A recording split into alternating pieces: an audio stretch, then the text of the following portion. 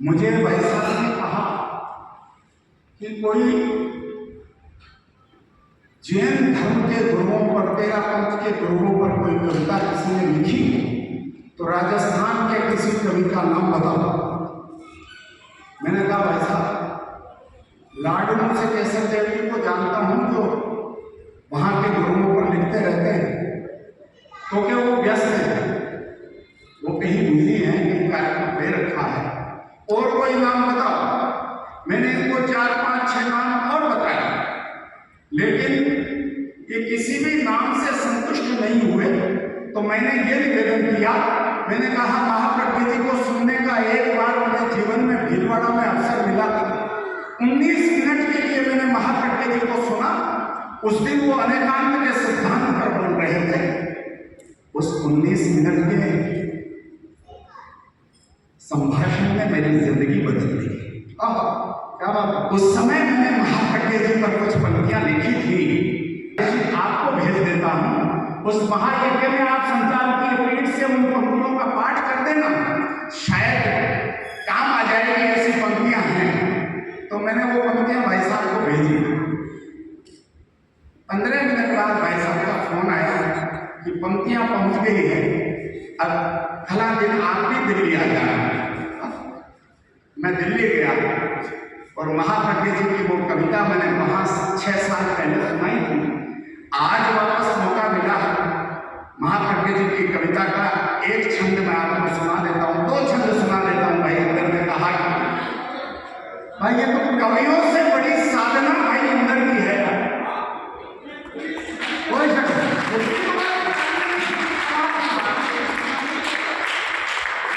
देखिए इंद्र भैया, योगेंद्र जी, इंद्र वैज्ञानिक को 15 नाइट हो गए इस काम के पीछे लगे। कई बार तो रात में 11, 12, 1 बजे को फोन किया। मेरा जो मन है ना, मेरा मन है कि रसिक गुप्ता जी की नींद उड़ जाए, ऐसी कविता सुनो। मेरा मन तो ये है। और मैं परमवीर चक्र प्राप्त करने वाले वीरों पर कविताएं लिखता हूं। श्रद्धेय राजेश चंद्र जी के, मैं तो इनके पास चला जाता हूं।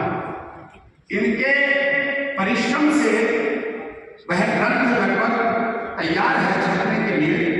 प्रभात प्रकाशन में भाई साहब मुझे लेकर गए। प्रभात जी ने कहा कि हम कविता की किताबें छापते तो नहीं हैं, लेकिन ये ग्रंथ अवश्य प्रकाशित करूंगा।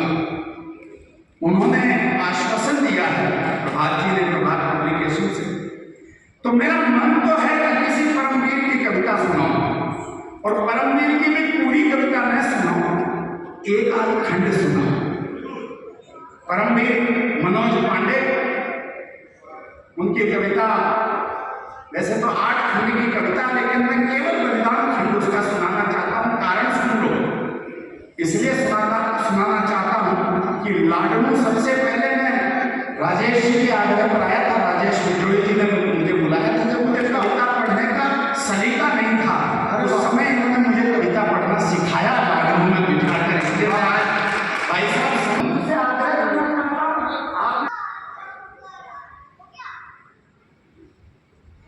सब धर्म बान सम्मति सुजान साक्षात तपस्वी मूर्तिमान। मैं जिस तरह की भाषा का प्रयोग करता हूं, मेरे साथ निवेदन करता हूं। सब धर्म बान सम्मति सुजान साक्षात तपस्वी मूर्तिमान, ध्रुव धीरवान सद्बुद्धिमान, संस्कृति प्रधान प्रज्ञानवान, साहित्यवान है कवि महान, तुम हो अगेह नीतिज्ञ प्रज्ञ, नीतिज्ञ विज्ञ धर्मज्ञ प्रज्ञ, तुम विश्व व्योम में व्यवस्थान, अनुशासित भाषित युग प्रधान, तुम भूषण शेखा बाटी के जन जन में जाने जाते हो। मुनि तुलसी की परिपाटी, जन जन में जाने जाते हो, जन जन में जाने जाते हो। मुनि तुलसी की परिपाटी के यश गाथा गाते हैं कण, यश गाथा गाते हैं कण। केरल से केसर घाटी के आलोक पुंज कहलाते हो तुम, भारत माँ की माटी के आलोक पुंज कहलाते हो तुम, भारत